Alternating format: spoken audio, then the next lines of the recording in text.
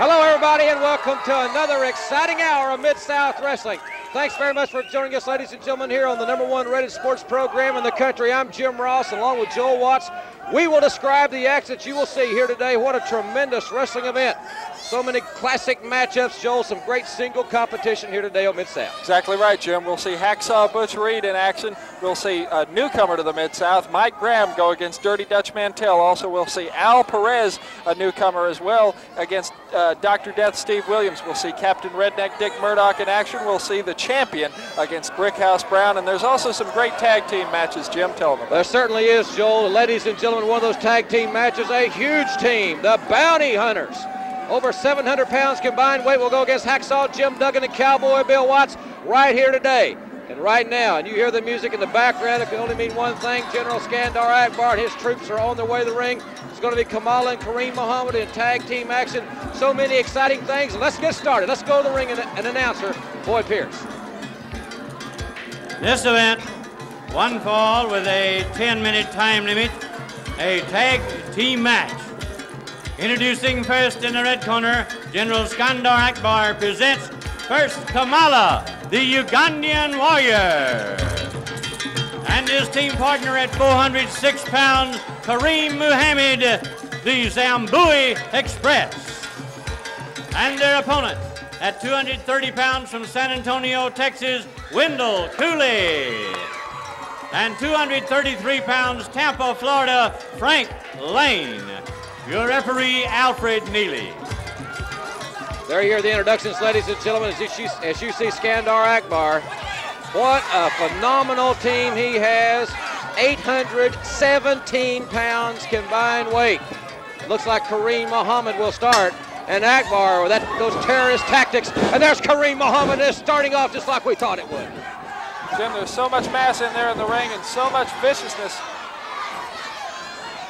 Skandar Akbar on the outside of the ring to make things even worse.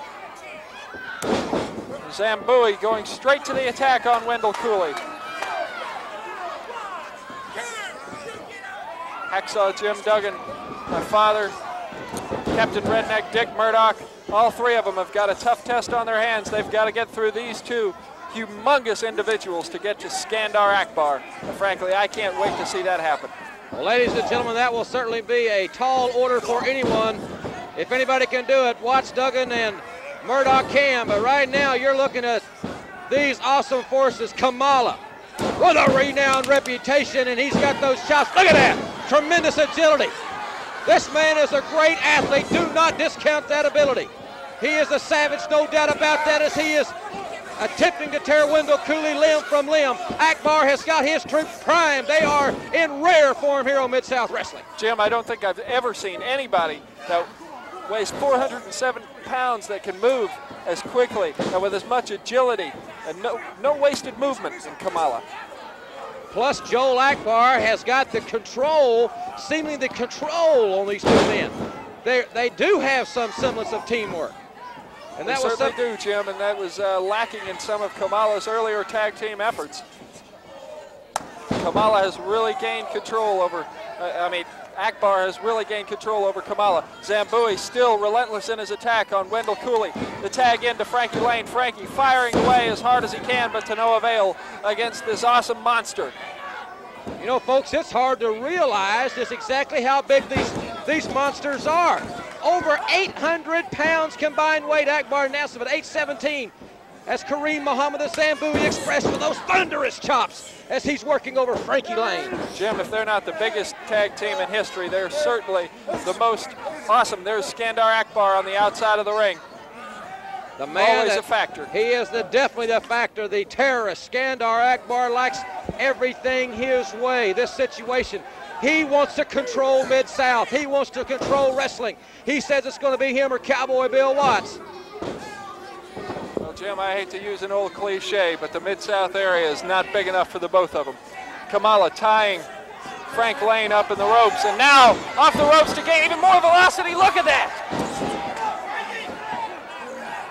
Gee whiz, Kamala off the ropes, all 417 pounds crashing across Frank Lane. Carl Fergie unable to make the count because Frank Lane's shoulders are not down. They are now.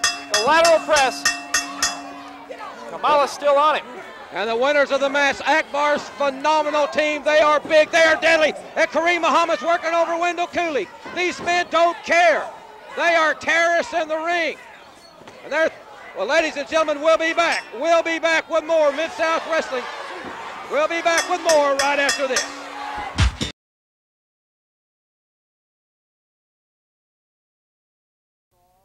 This bout, one fall or 10-minute time limit. In the red corner, 221 pounds from Houston, Texas, Tommy Pritchard. And to my left, at 265 pounds from Kansas City, Hacksaw Butch Reed. Your referee, Carl Fergie. Wait a minute, I got something to say here. Everybody knows I came out here 3 weeks ago, issued a challenge to Terry Taylor, and I beat him right here in the middle of the ring and proved to everybody, Butch Reed, that I'm the #1 contender for the North American heavyweight title. Now, I know all the sports writers, all of the promoters are saying that Butch Reed is the #1 contender for the world heavyweight title. Well, let me tell you something, Butch. I say no. I say I'm the #1 contender for the world heavyweight title. Ric Flair heard about what I did. He called me. He offered me a lot of money to take care of you, and I said, Ric Flair, keep your money. I don't want your money, I want your title. What the bottom line is, Butch Reed, I'm saying that it's not me that's ducking and dodging and running like you're always accusing me of. It's you that's ducking and dodging, and I'm here to issue a challenge just like I did Terry Taylor. You wrestle me right here, right now, on television, and we'll find out who the #1 contender is for the world title. Let me tell you something, Mouth. I'll wrestle you anytime, anywhere, any place, my man. But I got a match right now signed to wrestle Tom Pritchard. And if you want some of me, it don't make no difference to me, brother. I'm right here, right now, whatever you want to do. Well, maybe I can just change your mind. Hey! Chris getting out of the ring, ladies and gentlemen. Hacksaw Butch Reed just threw Tommy Pritchard out of the ring. And the bell, Carl Fergie's called the bell. Well, I tell you what, we've got mayhem, and we've got a match, DiBiase and Hacksaw. Butch Reed is really firing away. He blasted Ted DiBiase, I'm telling you. DiBiase staggered. He falls all the way out of the ring. I tell you, Joe, I didn't believe for 1 second that Butch Reed was going to stand around and take that jazz from Ted DiBiase. Butch Reed's certainly not that kind of guy, and if it comes down to having to prove to everybody that he's still the #1 contender for the world's heavyweight title by wrestling Ted DiBiase, he ain't afraid to do it. Butch Reed backs down from no man. And DiBiase's one timeout. Oh, cheap shot, DiBiase, a little subterfuge there. He is a tactician, no doubt about that. As DiBiase's trying to turn the tables on Hacksaw Reed with those right hands. DiBiase wanted to make a statement, a very physical statement. But Butch Reed is the #1 contender for Ric Flair's world title. Well, DiBiase knows that he's got to go out and get the momentum quick on this big monster. That's the only way he can have any hopes against him.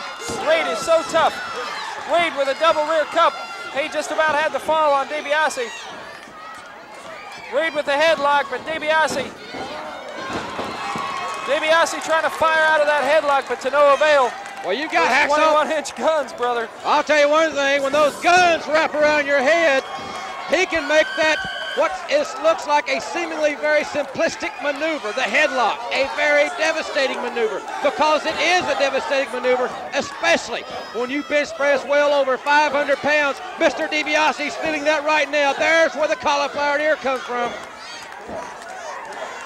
Well, he's definitely squeezing away on it. Ted DiBiase rocking and reeling. Lateral press, this could be it. Butch Reed. Attempted fall, headlock.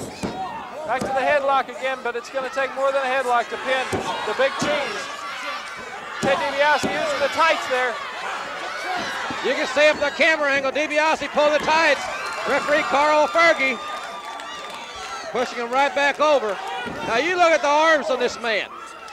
He has got it all. He's got strength and speed, size, experience.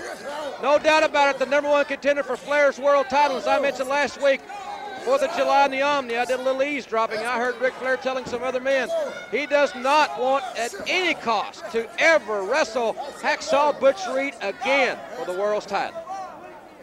I'll tell you what, Ted DiBiase, even though he likes to run his mouth a lot, is certainly way up there in contention for that NWA World's title. He's a master tactician. He's a great athlete. And, of course, he is a master of Flair's pet hold, the figure 4. Butch Reed still clinging tenaciously to that headlock. You control the head, and you've got the body under control. Right now, it's Reed who's thinking out, planning ahead, not DiBiase. When you're in that haze of pain, it's tough to think about your next move. Reed with a hard shoulder smash. And a hard right to the head. And you heard the oohs and ahs from this packed house at the Irish Mill Boys Club. The soup bone found a home. Butch Reed back to the headlock. Again, DiBiase going to the tights. Maneuvering referee Carl Fergie out of the way and going to the tights. Reed still has a little room to get that one shoulder up, thank goodness.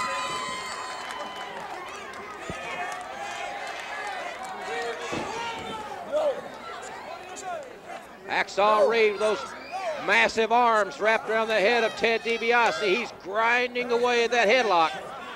Don't you forget, ladies and gentlemen, and don't go away, the Bounty Hunters against Cowboy Bill Watson. Hacksaw Duggan coming up next here on Mid-South Wrestling. Jim, only on Mid-South could you see a main event like this, a main event in any part of the world, I guarantee you. Japan, New Zealand, Australia, wherever you go, this would be a main event, and you're seeing it right here on Mid-South Wrestling. An impromptu main event, I guess, but a main event nonetheless. Ted DiBiase and Hacksaw Butch Reed, 2 of the premier athletes in wrestling. Ted DiBiase has extricated himself from the headlock, and now he's driving the shoulder home on Hacksaw Butch Reed there in the corner. Referee Carl Fergie trying to break it up. They should have broken it there in the corner, but DiBiase trying to punish it. Reed with a knee to the face, direct to the cheek of Ted DiBiase. DiBiase with a back suplex. A very sound strategic maneuver. Reed has been utilizing the headlock very effectively. DiBiase, very sound tactical maneuver by Ted DiBiase. The referee, a 10 count in effect for both men. You see the referee counting, this crowd chanting. Well, Reed's held the momentum thus far in the match. Ted DiBiase gets his first successful aggressive maneuver. I'm telling you, DiBiase is a great grappler. And there's no way, I don't think against anybody that you wouldn't see him at least give the guy a good match. DiBiase attacking the neck, choking. Vicious trying to choke the air out of Butch Reed. Trying to slow down Hacksaw Butch Reed, take away a portion of the oxygen, his fuel that he runs on. DiBiase with a hard right cross, another blatant infraction of the rules. DiBiase with a chop inside the turnbuckle area. Reed connected with a right cross, but not fully, as DiBiase continuing in his onslaught. Snapmare. DiBiase to the rear chin lock. Jim, now we see DiBiase trying to control the head. Exactly right. Ted DiBiase trying to control not only the head, but the tempo of this match. It's Ted DiBiase against Hacksaw Butch Reed. If you just joined us, this match was not signed. But DiBiase came, issued a challenge to Hacksaw Reed. Reed, of course, accepted the challenge. DiBiase likes to stick his nose in business where it doesn't belong. He's always very vocal, always outspoken, but he certainly, you got to give him credit for challenging Hacksaw Butch Reed. Reed is a great athlete. Reed with the top wrist lock. I don't think DiBiase can match strength for strength, no doubt about it. But DiBiase taking another shortcut. Referee once again was maneuvered by DiBiase out of position. Let's not fault the official in this situation. It is extremely difficult to stay in position with someone as experienced as Ted DiBiase. Oh yeah, no doubt about it. DiBiase certainly knows how to maneuver the official into an advantageous position for himself. And now he's maneuvered Hacksaw Butch Reed into an advantageous position for himself because he's got that rear chin lock locked in tight, and now he's taken Reed off of his base. Reed is down, and Carl Fergie is checking his arm. Ted DiBiase has choked the oxygen off, but Reed is trying to come back from it. Had Reed failed to answer the referee's arm check there the third time, referee Carl Fergie would have had to call the match in that instance.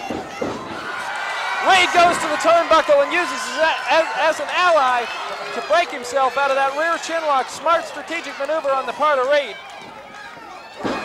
DiBiase was really trying to cling on to that rear chin lock. That was his saving grace.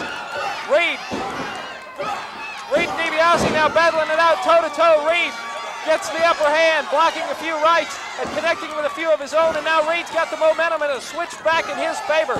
Reed with a hip toss. Reed with a drop kick. Beautiful drop kick. DiBiase feels the sting of the canvas, but he's up with a right to the midsection. Both men to the ropes.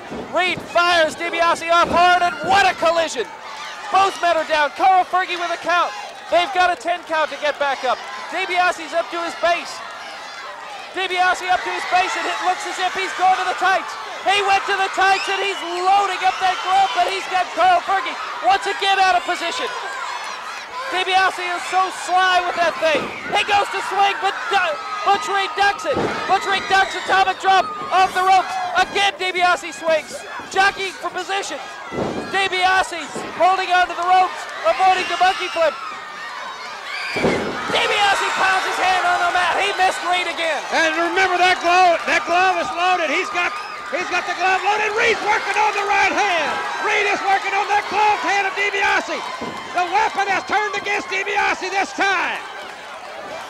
With the extra added momentum of whatever it is inside that glove, it has to hurt quite a bit to be thrown against the turnbuckle like that. But DiBiase's still in it. He's still going. Elevations. Butch Reed elevates DiBiase out of the turnbuckle, but again, Butch, oh! Butch with a slingshot, lateral press and cradle. Oh, yeah! Hacksaw Butch Reed! That's why he's the #1 contender for the world title, and that's why Ric Flair doesn't want any part of that man. Feet, Jim. There you see the #1 contender. That's the man that's coming for Ric Flair, and we'll be back with Cowboy Bill Watts and Hacksaw Duggan right after this.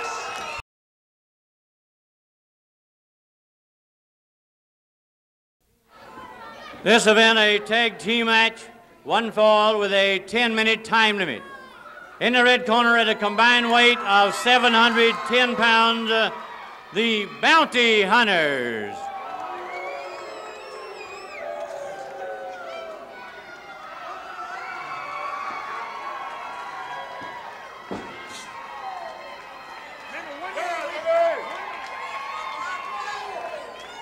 And their opponents entering the ring.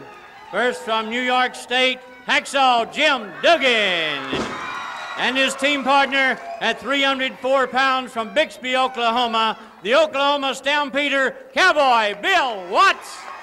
Your referee, Alfred Neely. Well, if you want to see a big tag team encounter, don't go away. You've got 710-pound identical twins. There you see Cowboy Bill Watts starting out, his partner Hacksaw Jim Duggan on the outside. The Bounty Hunters made an impressive showing on Mid-South Wrestling here last week, but I don't know if they were up against the caliber of competition that Cowboy Bill Watts and Hacksaw Jim Duggan can give them. Collar and elbow tie up there. Apparently this Bounty Hunter is pretty strong.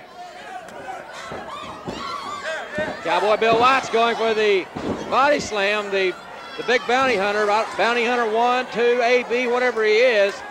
He blocked it. I think that's could partly be a strategic maneuver on the part of my father. He knows when you're wrestling a super heavyweight like this, he knows he can't get under that weight. Well, Cowboy Bill Watts went for the body slam as well. This big man blocked it as well. Now the headlock. Bounty Hunter with a headlock, controlling the head. Basic wrestling fundamentals in action. Both men colliding with a hard shoulder smash. You won't see that happen too often, Jim. I'm amazed. Well, you know, these guys they weigh 710 combined weight. That's about, what, 355 each, an average. Again to the headlock. Oh, Duggan really caught it with a forearm. And Watts in the corner, hammering away with rights.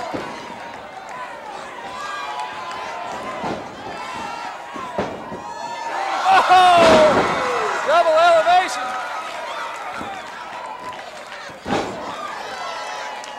A little bit of punishment there. Little teamwork, good teamwork by Cowboy Bill Watts and Hacksaw Jim Duggan. Now Hacksaw Duggan's in. Of course, these men, Duggan and Watts, they are on this vendetta, along with Captain Redneck Dick Murdoch, Hacksaw Butch Reed, and many others, standing tall for America. And nobody wants to get Skandar Akbar more than Hacksaw Duggan, Cowboy Bill Watts. Of course, Akbar wants to run Mid-South. He says he's going to take it over from Cowboy Bill Watts. Well, Jim, wrestling's primarily a one-on-one phenomena. However, I think this has turned into something more. I think it's gone beyond that. It's a battle for supremacy between a group of people, two opposing groups. Whoa, this man is slamming Hacksaw Jim Duggan. These bounty hunters have turned out to be a serious threat. He's on the second rope. That big man is on the second rope. Out of the rope will hold him. Oh! He went for the splash. Duggan moved out of the way. He would have been a greasy spot in the match. Duggan moved out of the way. Duggan gets out of the way and saves himself. And one of the bounty hunters is incapacitated. Duggan with a kind of a half spear. There's all four men in the ring. There's a lot of beef in there. Cowboy Bill Watts has knocked one down with that big right hand. Hacksaw Duggan has knocked his man out of the ring. Duggan and Watts are walking tall. They're 710 pounds. Half of it's on the floor, and they're taking over on the other half. Duggan arm whips a 355-pounder and hits him a spear, cradle, 3 count. Cowboy Bill Watts slammed the other one. Ladies and gentlemen, they are ready for Akbar's team. Look at them, they're standing tall for America. Oh, yeah. We'll be back with Mike Graham and Dirty Dutch Mantell right after this.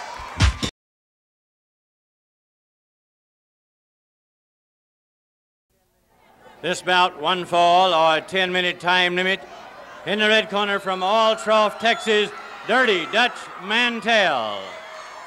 And across the ring from the state of Florida, the sensational Mike Graham. One fall, 10-minute time limit. Your referee, Carl Fergie.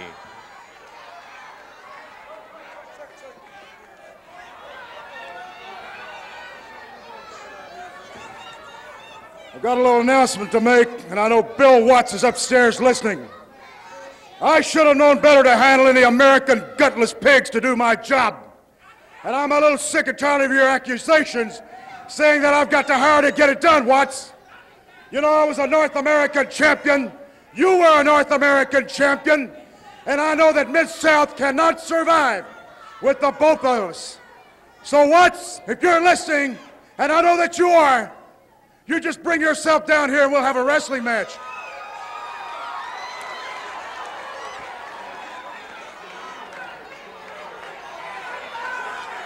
Well, ladies and gentlemen, General Skandar Akbar has made a very bold statement, and to say it's surprising would be a phenomenal understatement. This match is to be Dirty Dutch Mantell going against... What about it, Watts? What about it? Come on, Watts, get down here.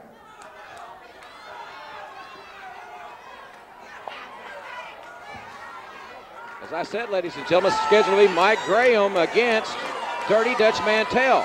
But Akbar in his wrestling gear, which I have not seen him in quite some time. Cowboy Bill Watts said, hold everything, wait till he gets his tights back on, and he will be down here. All right. Well, this could be extremely interesting. Jim Ross and Joel Watts at ringside. This situation, Akbar has issued a tremendous challenge. He said that Americans cannot do his work for him. He should have known better than to hire Americans. So he has issued a challenge, and nobody ever had asked the big cowboy twice to come join a fight. And here he comes. Here he comes, ladies and gentlemen. Cowboy Bill Watts, and we're going to ring the bell. We're going to ring the bell. Cowboy Bill Watts, and Skandar Akbar, and Watts is going for the juggler. Oh yeah, he's going right after Doug, but of course, Mike Graham and Dutch Mantell trying to make a sneak attack on my father. Mike Graham caught him and stopped him, but Kamala and the Zambuli are ringside. Kamala and Zambuli on the ringside, and can you expect anything less from General Skandar? Akbar's going to his tights. Akbar is going to his tights, and what can you expect? Oh no! Akbar, the cheap shot to the back. Akbar is reaching his hands. Akbar is going to try to burn Cowboy Bill Watts. He's got something in his hand. Kamala has slammed the big cowboy. No! Oh, Kamala's got it. Wait a minute. Mike Graham is trying to stop Skandar. Oh, no! Mike Graham was trying to stop Akbar. Graham got burned in the face. Dick Murdoch's down at ringside. Everybody's down. Hacksaw Duggan, the champion. The champion just nailed Murdoch into the steel post. The champion nailed Murdoch into the steel post, but Akbar has burned Mike Graham.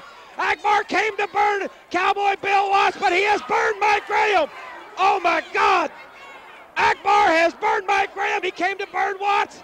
Murdoch was running to the post. Duggan finally got to the ring. DiBiase and Dr. Death was holding him off. Watts was the object. Mike Graham has been burned. It was Cowboy Bill Watts who was going to be burned by Akbar.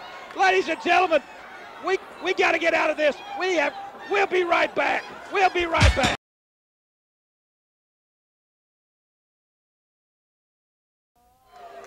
This event, one fall with a 10-minute time. Wait a minute, I'll take care of the introductions.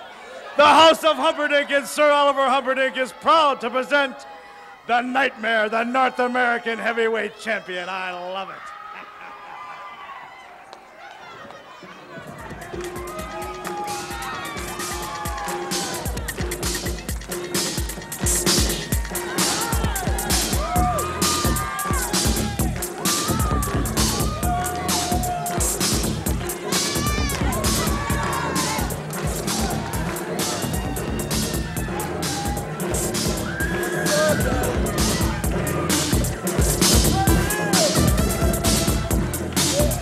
And the Nightmare's opponent from Miami, Florida, a Brickhouse Brown, your referee, Alfred Neely. Well, ladies and gentlemen, this place is still buzzing after what we have just seen. Mike Graham severely burned by General Skandar Akbar, as Akbar had intended, obviously, to burn Cowboy Bill Watts. Mike Graham sacrificed. The terrorism continues with Akbar. And we've got action in the ring as the House of Humperdinck, as you heard, you see that man, the Nightmare, the North American champion in a Brickhouse Brown. The champion, extremely powerful. Brickhouse Brown there with a nice little move. Whoa! Brickhouse catching the champion off guard there with a drop kick. Brickhouse Brown throws great drop kicks. Jim, I'm telling you, I'm still having a hard time getting over what just happened. I find it hard to believe that I came that close to seeing my father get burned. And again, Mike Graham has been a good friend of the family for so many years and such a great wrestler. You see Sir Oliver Humperdinck. Humperdinck very, very vocal on the outside. Joel, I know it's put you in a very tough position. Ladies and gentlemen, this match, this man, the North American champion, ran Dick Murdoch's shoulder to the post in that melee.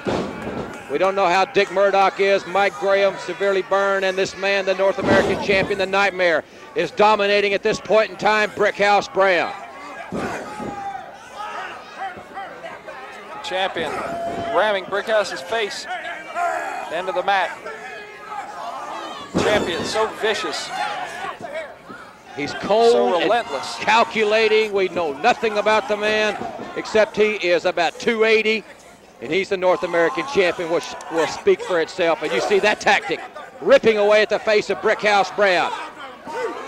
Look at Humperdinck at ringside. Certainly the champion has proved that he's no flash in the pan, and he is rapidly gaining a lot of respect in the Mid-South area and around the country. There he's going for the pile driver. He sets Brickhouse Brown up and gives him the pile driver. Lateral press. Brickhouse Brown is tough. But ladies and gentlemen, nobody gets up from that pile driver. There you see him, the House of Humperdinck's North American champion. There you see the Nightmare. And we'll be back with Al Perez versus Dr. Death Steve Williams right after this.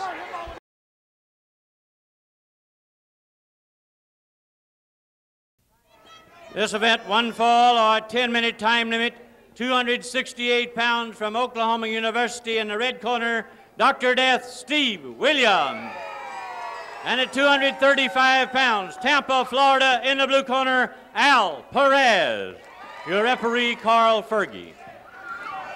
Well, this will be quite a test for young Al Perez, ladies and gentlemen. We have seen him in a couple of very impressive outings on Mid-South Wrestling. And his belly-to-back suplex is as lightning quick as I have ever seen any maneuver in wrestling. It is as effective as any maneuver. He's in there with a man that has a great amateur background, as does Al Perez. Dr. Death Steve Williams not only was number 76 for Oklahoma, the Oklahoma Sooners offensive right guard, he also was a 4-time collegiate All-American in wrestling for Coach Stanley Abel at the University of Oklahoma. Al Perez, nice go behind takedown. Dr. Death setting out. Well, Jim, this match kind of reminds me of Dr. Death's matches in college with Ed Bannock. Dr. Death, not always the technician, but he is certainly a brute, and he accomplishes his goals. Well, with Raw Power, Ted DiBiase there at ringside coaching Dr. Death. You know, as we've said many times, Dr. Death and Ted DiBiase are both great in single competition. Perez with arm drags in the back. He knocks back Dr. Death's back to the canvas. Dr. Death firing Al Perez off in the ropes. DiBiase with it. He trips Al Perez from outside. Now, come on. DiBiase, I can understand coaching. But this is going to Al Perez. Well, that's probably a tough test. This is sickening. It's uncalled for, needless to say. You can't really expect anything, nonetheless, from DiBiase. But he's always sticking his nose in business where he doesn't belong. Dr. Death now gaining momentum on Al Perez. Lateral press, and Perez kicks out from it. Dr. Death continuing in his onslaught. Al Perez again kicks out. Now Dr. Death goes to the front face lock and tries to take the base out from underneath Al Perez.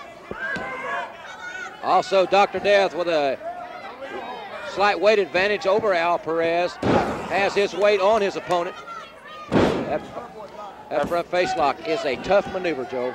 It really is, Jim. A lot of times you don't get to see the face of the person that it's being applied on. But, brother, if you could, you'd see him grimacing in pain, because the front face lock is one of the most painful holds in professional wrestling. You get that wrist trapped right across the jaw, and, brother, you could twist a man's neck till it breaks. Dr. Death down on top of Al Perez, and Perez trying to keep his shoulder off the mat. Dr. Death continuing. You see, Dr. Death, he doesn't always use a lot of slick technical moves. He just goes out there. He's a boom, boom! Dr. Death trying to drive that shoulder, and he came with a lot of velocity, and Al Perez got out of the way. Dr. Death would have squashed him. Perez with a hard right, another hard right. He's really firing away at Doc. He's got that Latin temper, and he's ready to go. He's firing right back at Dr. Death Steve Williams. He tries to arm whip him, but Doc reverses it. Oh, Al went for a flying body press and landed on his back. Al Perez, extremely agile, went for a high-risk maneuver a little too early, and Doc has got him up, it looks like, for the stampede. Perez catches him in the belly and back suplex, and DiBiase comes in. Carl Fergie calls for the disqualification, and Perez and DiBiase were double teaming. Death and DiBiase double teaming Perez. Perez out to the floor. The disqualification has been rendered here. The disqualification has been rendered. DiBiase interfering. Dr. Death disqualified, ladies and gentlemen. The winner by disqualification, Al Perez. And we'll be back with Captain Redneck Dick Murdoch after this for the Mid-South Network.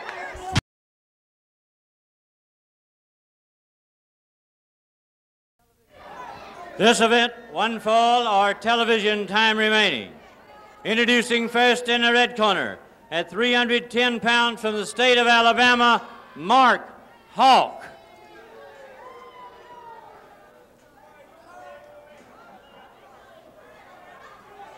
Boyd, Dick Murdoch was injured. He has an injured shoulder. He was injured by the Nightmare earlier tonight, and he's unable to wrestle. I've sent the referee up. We're going to have a replacement for Dick Murdoch in this match. If you'll hold on just a minute, we will have a match. All right. You telling me that Dick Murdoch is hurt and can't wrestle? I thought Dick Murdoch was this big, tough Texas guy. Wants everybody to think he's a real tough guy. He's running around calling everybody names. And now this guy comes out here and says he can't wrestle? What's wrong? Is he yellow or what? You know, that's the difference between pro and amateur. Whatever your name is, and Big Boyd, whatever your name is, a pro is in there no matter what. If he's hurt, if he's well, and an amateur like Dick Murdoch obviously is a sissy. He wants to crawl away and lick his wound somewhere. I thought he was a man, huh? He's signed to wrestle here today, isn't he? Hey, I once had a temperature of 106, and I showed up. I was very ill. You know very well that Murdoch was injured. You know he had. I know he was injured. Hey, injured? I told you I had a temperature of 106 one day. I was very ill, didn't feel like doing anything, but yet I showed up. Hey.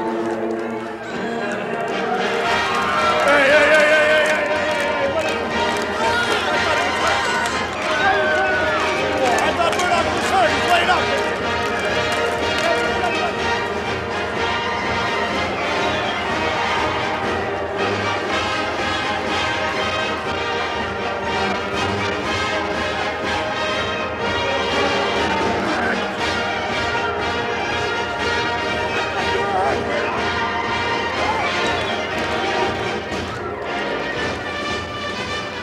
Let me tell you something, Humperdinck. I am a professional athlete, and I'm not afraid of any man walking. And let me tell you something. As soon as I get through with this man, I'm going to stick an apple in your fat little mouth, pig, and then we're going to roast you. Now, you better get your ass. Well, there you hear that, Dick Murdoch. He's got that injured shoulder, and I wouldn't want to be Mark Hawk for anything in this world, Captain Redneck. And he said he was going to get Humperdinck. Oh, he really connected with that elbow then. Brother, he just about tore Mark Hawk's head off.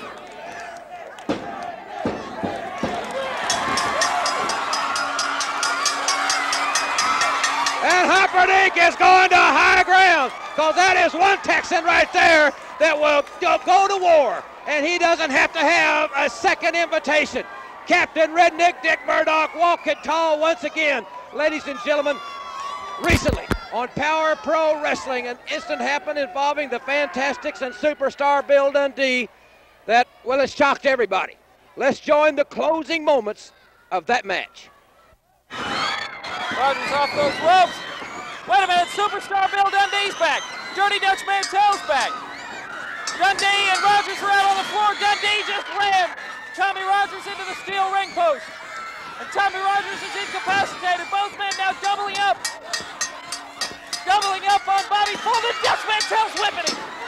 Dutch Mantel is whipping Bobby Fulton. He is whipping Bobby Fulton and Tommy Rogers.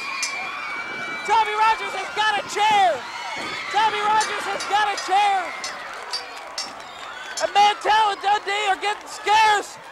It's chaos. Next week, ladies and gentlemen, we will show you that entire match. The match, the incident in its entirety right here on Mid-South Wrestling. Plus, we'll have midget wrestlers here next week, and the Fantastics will also be here. Ladies and gentlemen, please join us next week. It's going to be an exciting hour. For our ring announcer, Boyd Pierce, for my colleague and friend, Joel Watts, I'm Jim Ross saying thank you very much for being with us, ladies and gentlemen, and we'll see you next week on Mid-South Wrestling.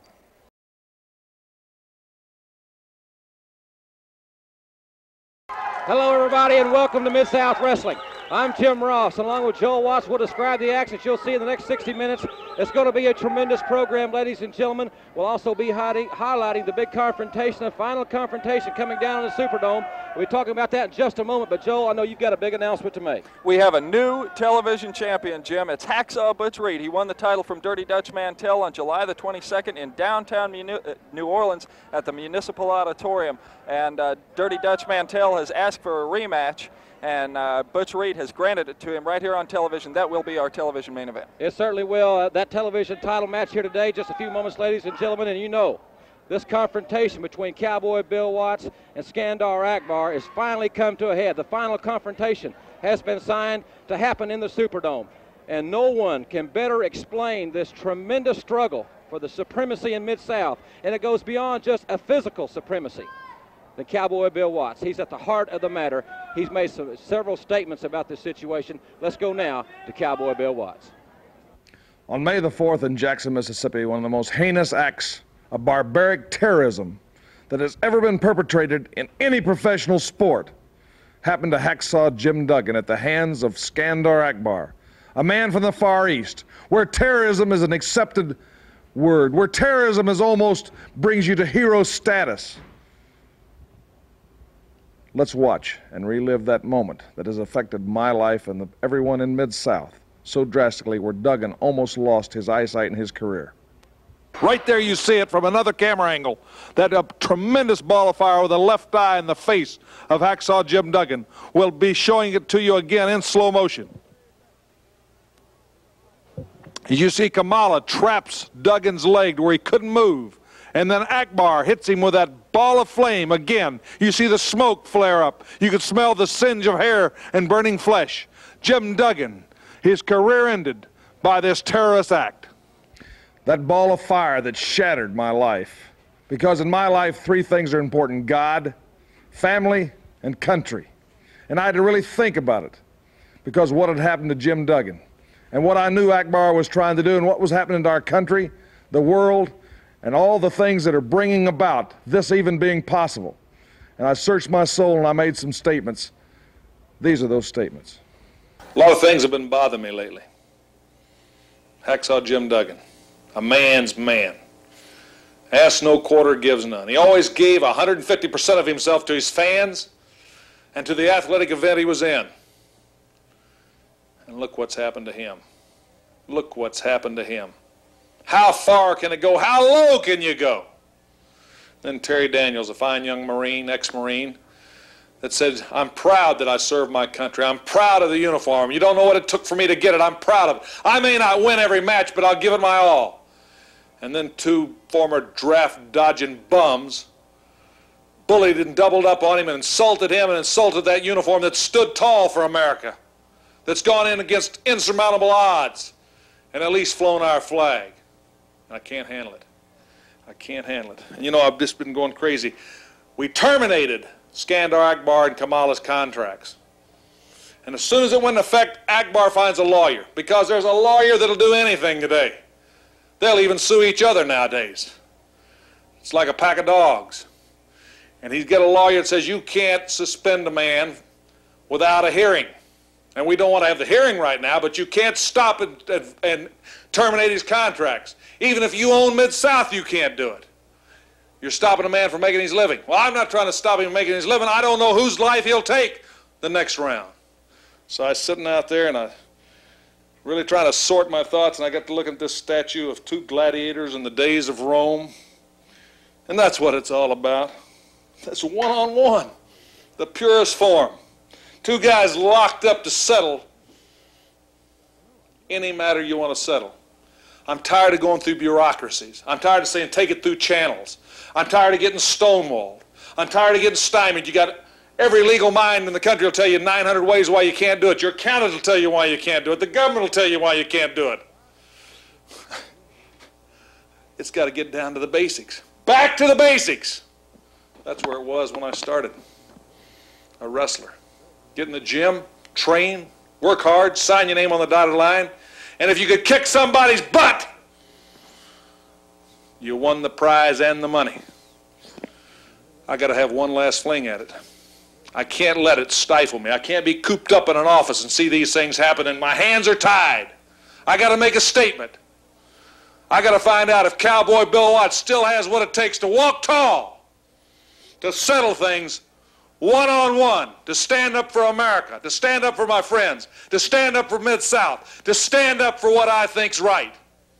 You know, wrestling's all I have. And the wrestling fans that have backed me for years and backed Mid-South mean a lot to me. I can't do everything for everybody. But one thing about it, I feel that there's no man that should have to do something that I'm not willing to do myself. So I came out of retirement and I put my fanny on the line. And that's what it's all about. But Akbar, your oil money that breeds a greed that corrupts everybody. As DiBiase and Dr. Death got involved, I had to come to Duggan's rescue. Let's watch. Duggan fires Larry Clark all the way over the top rope. Clark falls back into the ring. Whoa, wait a minute. Dr. Death and Ted DiBiase.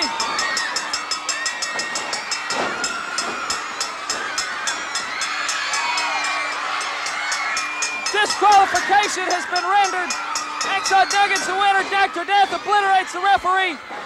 Skandar Akbar's at ringside. DiBiase lowered the glove and he nailed Hacksaw Duggan. Duggan was holding his own, but against these two awesome competitors, what can you do? DiBiase with the loaded glove and Skandar Akbar's coming to ringside. Skandar Akbar. He's pumping the cigar. Oh my God! We gotta get some help down here. We gotta get some help. Duggan could be severely injured. Duggan is in a bad way. He's holding him off, though. He's holding him off. Oh, yeah. All right.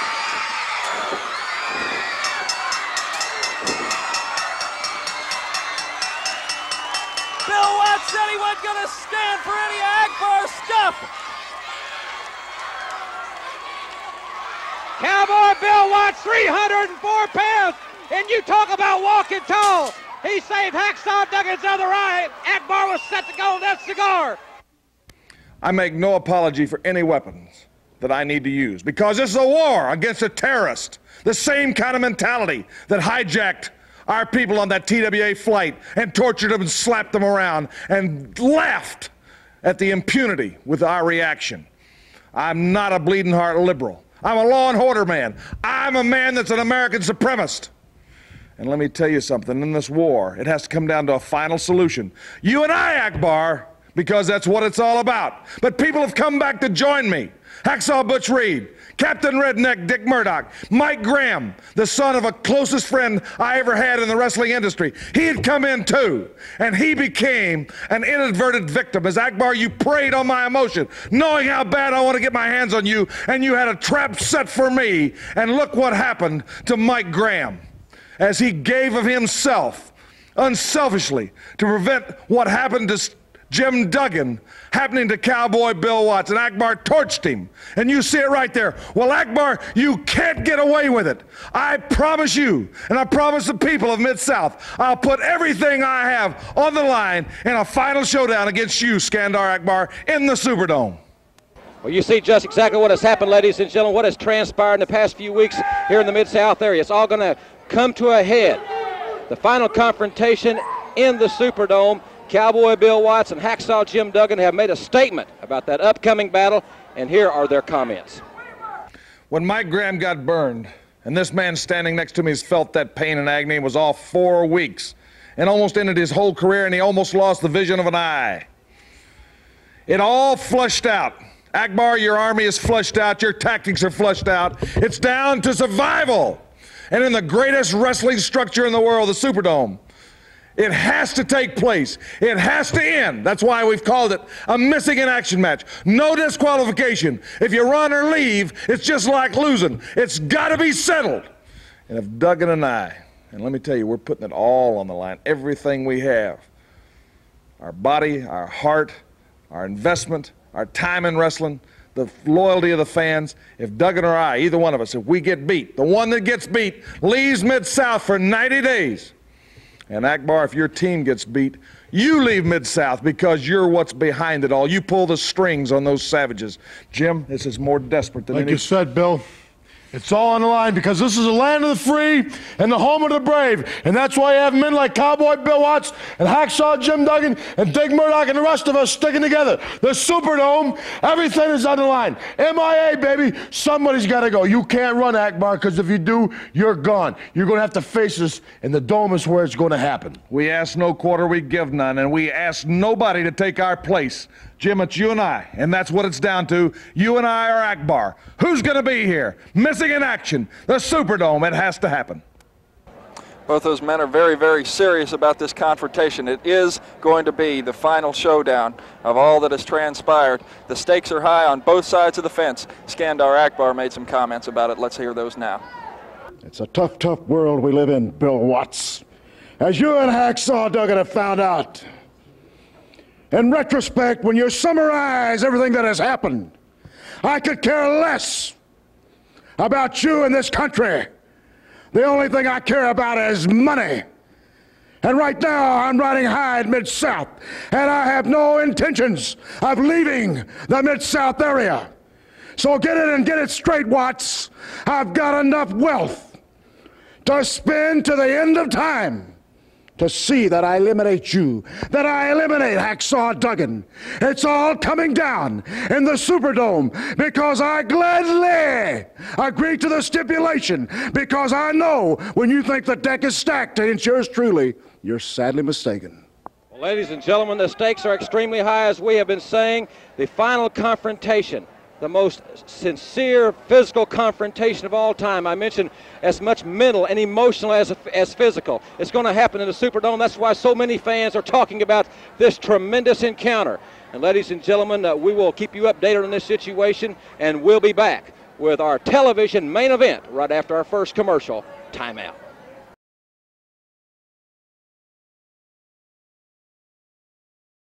Well, in just a few moments, ladies and gentlemen, you're going to see Hacksaw Butch Reed defend his newly won Mid-South television title against the man he took it from, Dirty Dutch Mantell. That tremendous encounter took place on July 22nd in New Orleans. Dirty Dutch Mantell, a very talented athlete, a very, very determined man, and with Reed's pending battle with Ric Flair, the stakes are doubly high as far as Hacksaw Reed is concerned, and Dutch Mantell had this to say.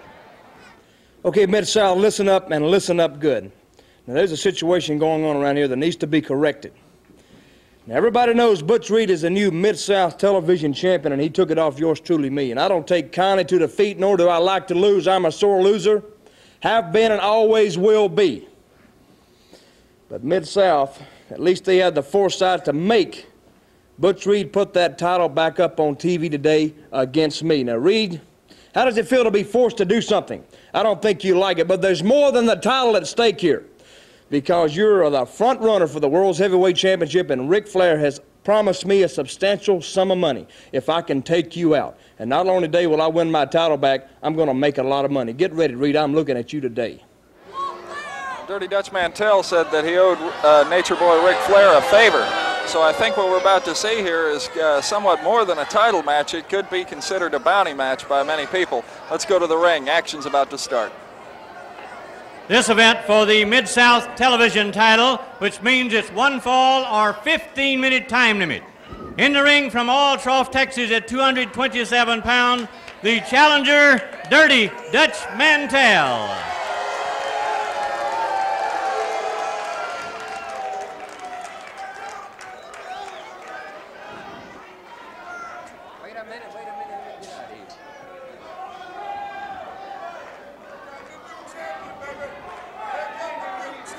And the Mid-South television champion from Kansas City, Hacksaw Butch Reed. Well, we've got action already. The bell has not sounded. Dirty Dutch Mantell has attacked Hacksaw Butch Reed. The referee goes out on his head on the concrete. And Mantell's like an enraged animal. And he's lashing Reed with that whip. He's hitting him, Jimmy. He came right out and attacked him with the butt end of that whip, and now he's lashing him, but the pain is just getting through to Reed, and it's stinging him. But now Reed's got it, and it's a tug-of-war. Reed has got a hold of that whip, and it's a tug-of-war. Dutch Mantell can't hold him off. Reed is just too powerful. Reed is hammering it. And now Reed's got the whip. Reed has got the whip now, and he's returning it in time. There's the butt end of it. Now he's whipping Mantell. Reed is whipping Dirty Dutch Mantell. Butch Reed means business. He knows the stakes are doubly high. Reed is giving Mantell back his own business. Here comes Superstar Bill Dundee, and he comes off the top. Well, Reed is not taking any chance off any of these guys, I'm telling you. Reed is walking tall, and he's whipping them all. Reed is whipping them all. Dundee and Mantell are on the run. You talk about a man ready for battle. There you see him. Hacksaw Butch Reed, the greatest shape of his life, and he's ready for Ric Flair or anybody else. There's a supreme athlete, and he is ready to go to war. What a man, Hacksaw Butch Reed. Yes, sir. Yes, sir, he's ready to go. And we'll be back with Captain Redneck Dick Murdoch right after this from the Mid-South Network.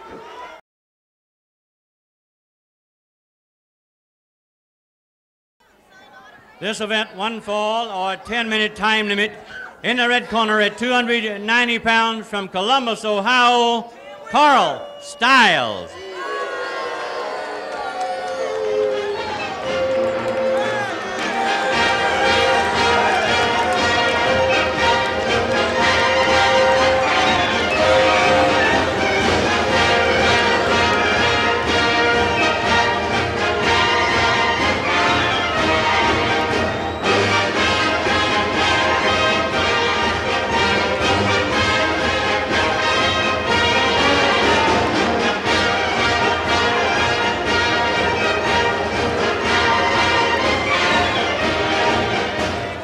His opponent, 273 pounds from Waxahachie, Texas, Captain Redneck Dick Murdoch.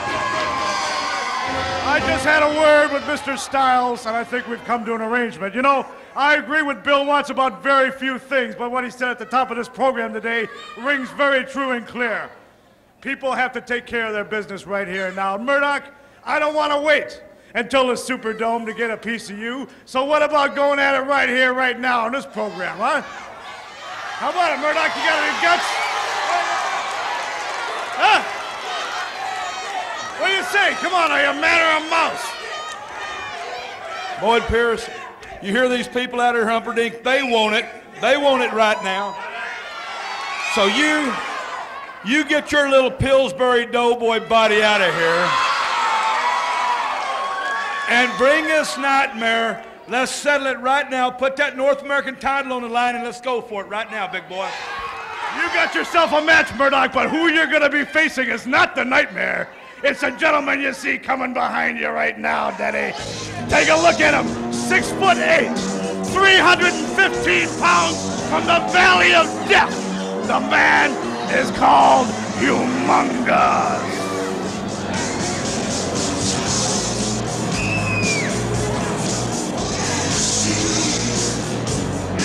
Humongous, that's the man's name right here. Get out of the ring and let the fight begin.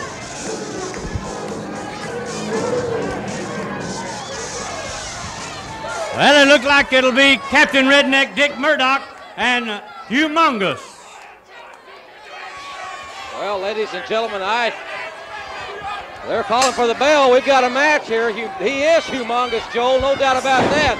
He's one of the most phenomenal physical specimens I've ever seen. Jim, he certainly is imposing. This is an unexpected turn of events here. It looked as if Dick Murdoch was about to take on the champion for the North American title. Whoa, look at that. Dick Murdoch tied up with him. Look at the power. Murdoch with a bewildered look on his face, and I'll tell you what, it takes a little sizing up. Murdoch's been in some tough brawls. There you see Sir Oliver Humperdinck. He has really got a find as far as a physical find in this match. This man's 6'8", I think said, looks to be well over 300 pounds. Well, Jim, Sir Oliver Humperdinck has managed some of the top talent in the wrestling world. Look at that. Murdoch down. He fired away, and that it didn't even phase Humongous. Guarantee those rights and lefts, broken jaws and teeth and everything else. But Humongous just stood there. Collar and elbow tie-up. Murdoch goes for the headlock. Good strategic move on Murdoch's part there. Off into the ropes, and Murdoch comes with a lot of velocity, but they're both staggered. Murdoch with the elbow. Murdoch with the elbow, and he hit that mask, it looked like. That elbow's put down some tough men. That mask seems to, I don't know, Jim. Look at the strength of this man. He's got Murdoch up, and Murdoch weighs well over 270 pounds. Jim, this man is unreal. Oh, that headbutt right on the Murdoch down on the floor. That humongous, he headbutted Murdoch with that headgear, that unorthodox headgear. Right in the, Murdoch right in the face, and here comes humongous right after Murdoch. Oh, he chopped him right to the forehead. He's hammering away, and he's opened a laceration over Murdoch's eye. Oh! This man is phenomenal. Vicious. He's still attacking him on the floor. Carl Fergie trying to break it up. Carl Fergie trying to break it up, and Murdoch has really been lacerated severely. He's press slamming Murdoch back into the ring. My goodness, Jim, this man is powerful. I have never seen anything like this specimen. Never in wrestling have I ever seen anything like this. Humongous. Oh! That flying headbutt, and Murdoch is severely hurt.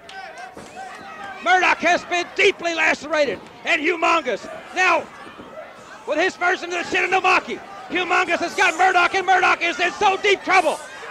Dick Murdoch, this is stunning the crowd. The crowd is hushed. They can't believe what they're seeing. Dick Murdoch being virtually manhandled by this phenomenal athlete. Carl Fergie checking the arm. That's twice. If he goes the third time without a response, he calls it. No!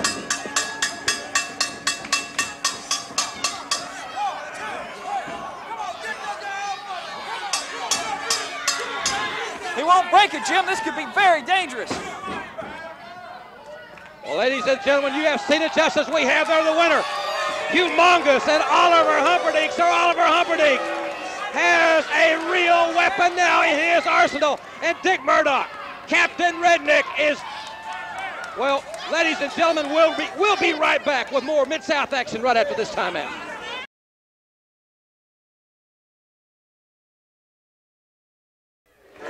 This event, a tag team match, one fall with a 10-minute time limit. In the red corner, Jake the Snake and the Barbarian. And across the ring, their opponents, Ken Glover and the Mongol. Your referee, Tommy Gilbert. Well, ladies and gentlemen, tag team action here on Mid-South. As we await the official signal for the bell here, as Boyd Pierce is clearing the ring, there you see the #1 contenders for the Mid-South tag team titles. And that, of course, Jake the Snake Roberts and the Barbarian as they go against the Mongol and Ken Glover here on Mid-South Wrestling. Heard the fans chanting DDT when Jake the Snake and the Barbarian came in. I think some of the people are starting to actually like Jake the Snake and the Barbarian. It's kind of strange, but I think it's out of their heated confrontations with Ted DiBiase and Steve Dr. Death Williams. Jake the Snake Roberts applying the armbar and twist. A lot of pressure there. Of course, Joe, you mentioned their confrontation with Ted DiBiase and Dr. Death Steve Williams.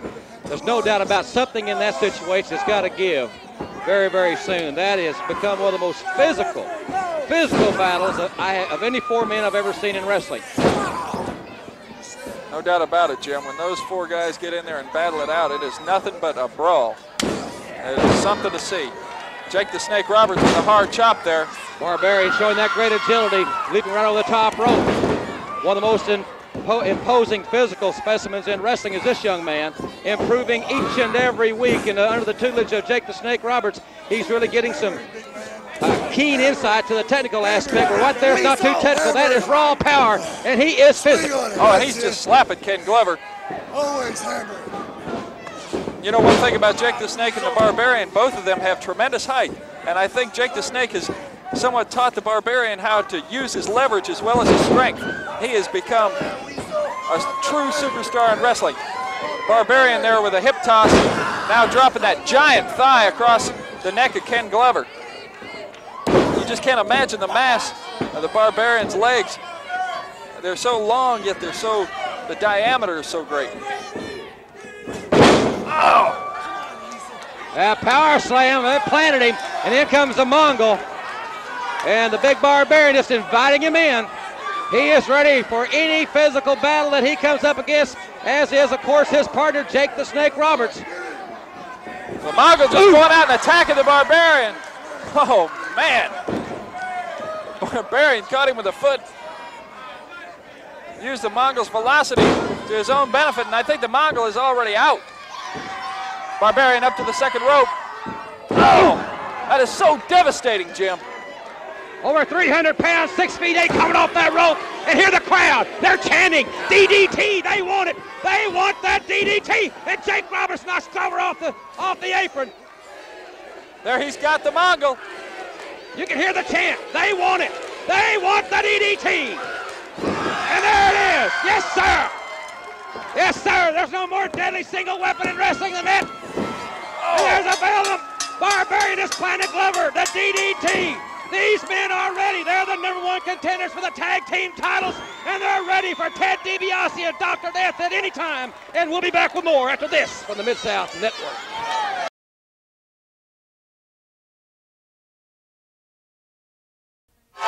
This bout, one fall or 10-minute time limit.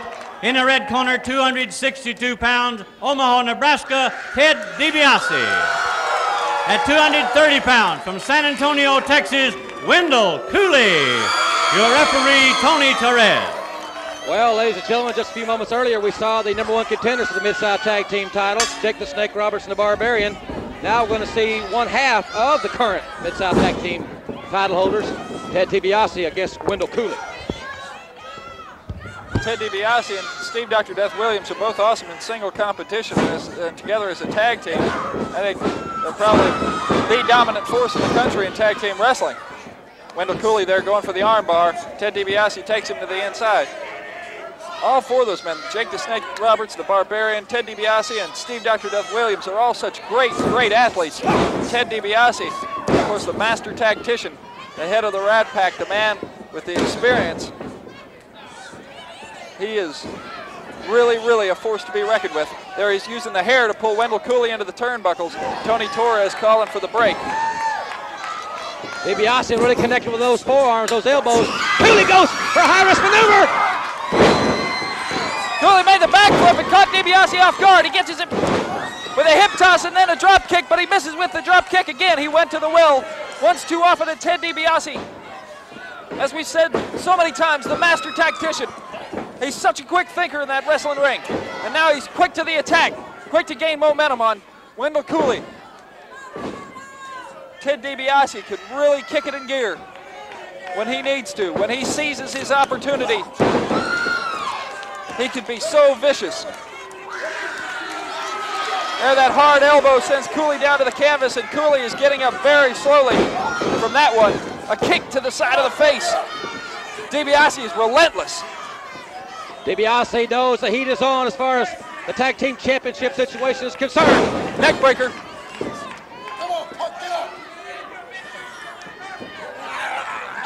DiBiase with another vicious kick to the head of Wendell Cooley. Jim, I think this kind of tactic on the part of Ted DiBiase is a direct threat to Jake the Snake Roberts and the Barbarian. Their focus and their energies are directed 100% towards each other. So DiBiase using the ropes again. And it's so frustrating. He's a great athlete, but he's always resorting to tactics like that. Unnecessary tactics, but effective nonetheless. There he goes back after Cooley. Power slam! Whoa!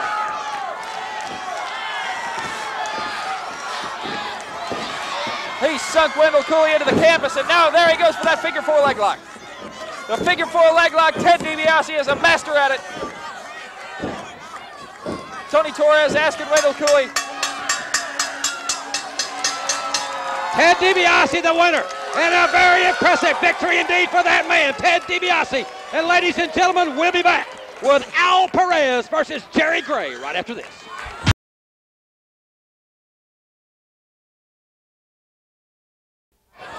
This bout one fall with a 10-minute time limit.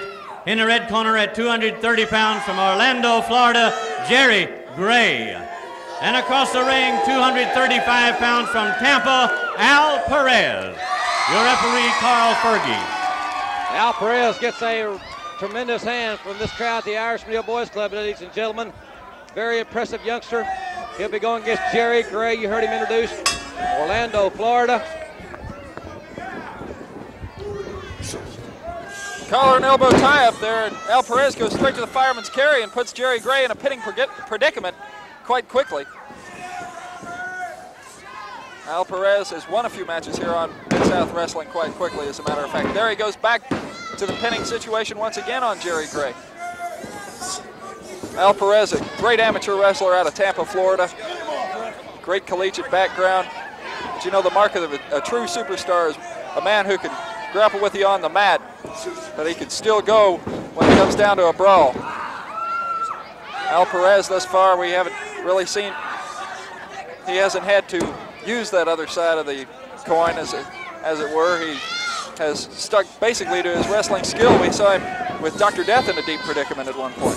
There he goes behind Jerry Gray again, and Gray is finding it hard to get into an advantageous situation on Perez. Perez handling him quite easily when it comes to just down-to-earth wrestling. There he goes to the hammerlock. You hear Jerry Gray hollering out in pain. Hammerlock is an extremely painful hold, especially when you combine it with a top wrist lock, like Perez is doing here. Into the ropes. Carl Fergie calling for the break. Back to the ropes, and now Jerry Gray. Whoa! Gray really connected with a right cross. Right to the chin. Carl Fergie was trying to break it up. I think Jerry Gray decided that there's no way he's going to get ahead by trying to wrestle Al Perez.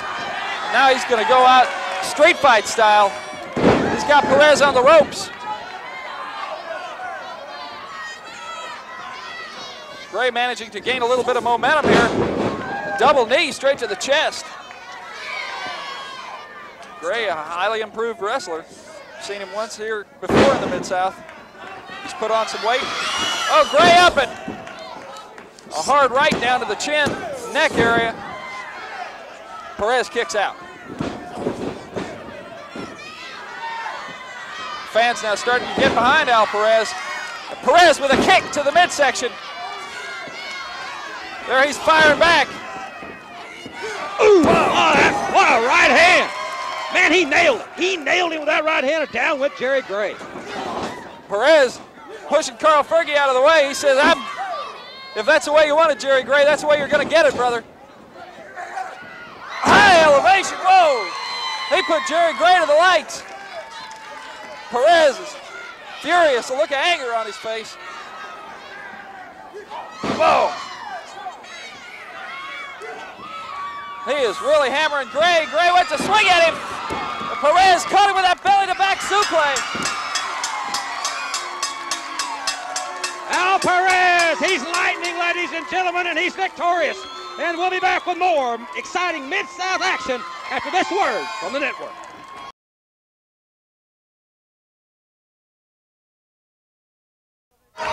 This event, one fall or television time. Wait a minute. I don't want anybody ever again to ask who Humongous is, because everybody saw him beat one of the top-ranked wrestlers in the world right here today. Now, it's my pleasure to introduce to you your North American heavyweight champion, the Nightmare. And the Nightmare's opponent at 220 pounds from Chipley, Florida, Jerry Backlund. Well, ladies and gentlemen, there you see Sir Oliver Humperdinck, and he has got two tremendous athletes there. Humongous, climbing right over the top rope, right down to the floor. And the North American champion, the Nightmare. Sir Oliver Humperdinck really assembling an army here, ladies and gentlemen, quite an arsenal. The Nightmare goes right after Jerry Backlund. Very quick to the attack. Many instances we've seen the Nightmare where he's been calculating and methodical, but he is going direct to the attack on Jerry Backlund. can hear Sir Oliver Humperdinck. More Nightmare Denny! Give him more! Sir Oliver Humperdinck encouraging his North American champion to do more damage, and he is certainly following his manager's wishes. As you see in the lower part of your screen there, Humongous alongside Sir Oliver Humperdinck, as the Nightmare is completely dominating Jerry Backlund. Jerry Backlund hadn't even got out of the starting blocks yet. It has been all Nightmare thus far in the match. There he picks Backlund up. A Nightmare with a powerful bear hug. He has got Jerry Backlund up in the air. Referee Tommy Gilbert asking Backlund if he wants to give it up. A Nightmare, so vicious. He is really applying the punishment to Jerry Backlund. Well, I have never seen the Nightmare look more impressive than he is here right now in Mid-South Wrestling, ladies and gentlemen. And it looks like, well, I'll tell you what, this man, Humperdinck has done something for this man's career. Look at that! He's press slamming. He's holding him there. Oh. He is so powerful and so thick.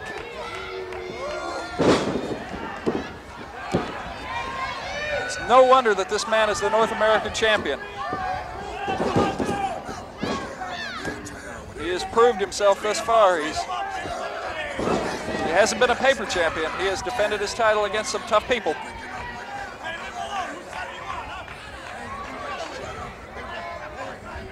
He's pulling Backlund up by a hair. I think at this point, Jim, it's only a matter of time.